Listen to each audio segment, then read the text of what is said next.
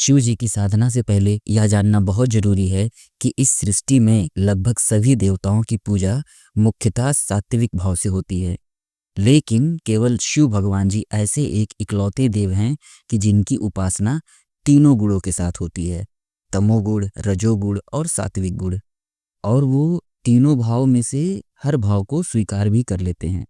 और यही कारण है कि वे करुणामय हैं, भोलेनाथ हैं और देवों के देव महादेव भी हैं।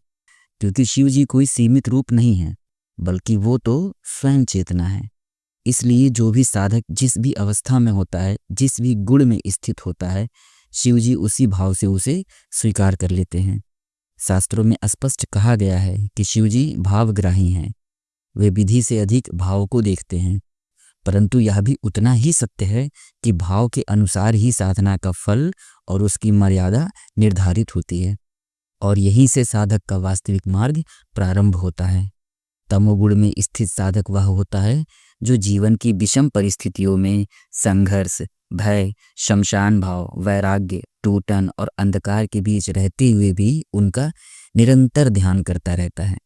उसका आचरण कठोर होता है, उसकी साधना में नियम कम होता है, लेकिन तप बहुत अधिक होता है। और ऐसे साधक प्रायः एकांत, रात्रि, मौन, जप, तांत्रिक अनुशासन और आत्मसंयम के मार्ग से गुजरते हैं। शास्त्रों में यह भी कहा गया है कि यदि तमोगुणी साधक संयम और नियम में स्थित रहे, अहंकार से बचे और गुरु आज्ञा में रहे, तो उसे माता काली, चामुंडा देवी और माता तारा देवी, इन सभी उग्र शक्तियों की अनुकंपा विशेष रूप से प्राप्त हो सकती है। परंतु यहाँ एक कठोर सत्य है जिसे स्वयं शिव जी साधक को समझाना चाहते हैं कि ऐसी शक्तियाँ कभी भी स्वार्थ के लिए नहीं होती हैं। उनका प्रयोग केवल लोक कल्याण, रक्षा और धर्म संतुलन के लिए ही किया जा सकता है।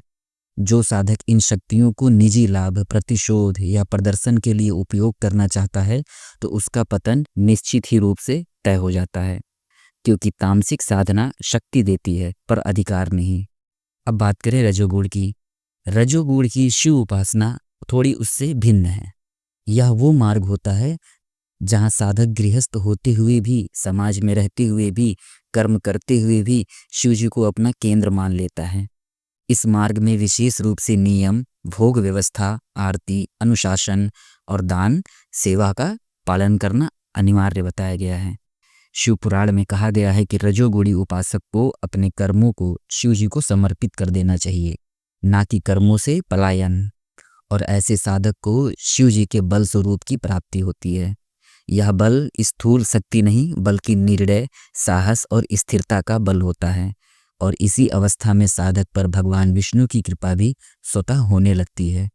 क्योंकि जहाँ शिव कर्म को स्वीकार करते हैं, वहाँ विष्णु उसे स्थिरता देते हैं।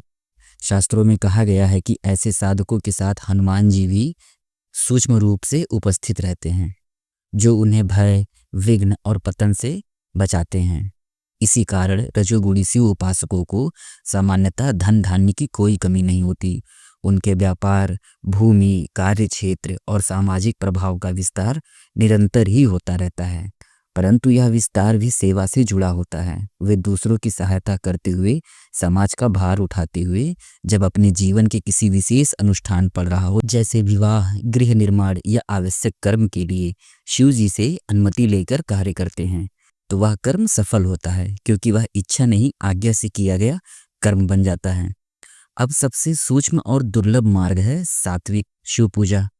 और शास्त्र स्पष्ट कहते हैं कि यह मार्ग सबके लिए नहीं होता, क्योंकि इसमें ब्रह्म क्रिया कम और आंतरिक शुद्धता अत्यधिक चाहिए। सात्विक साधक वही है जिसने काम, क्रोध, लोभ, मोह और अहंकार पर पर्याप्त नियंत्रण प्राप्त कर लिया हो, जो भोग से भागता नहीं है लेकिन उसमें बंधा भी नहीं रहता है।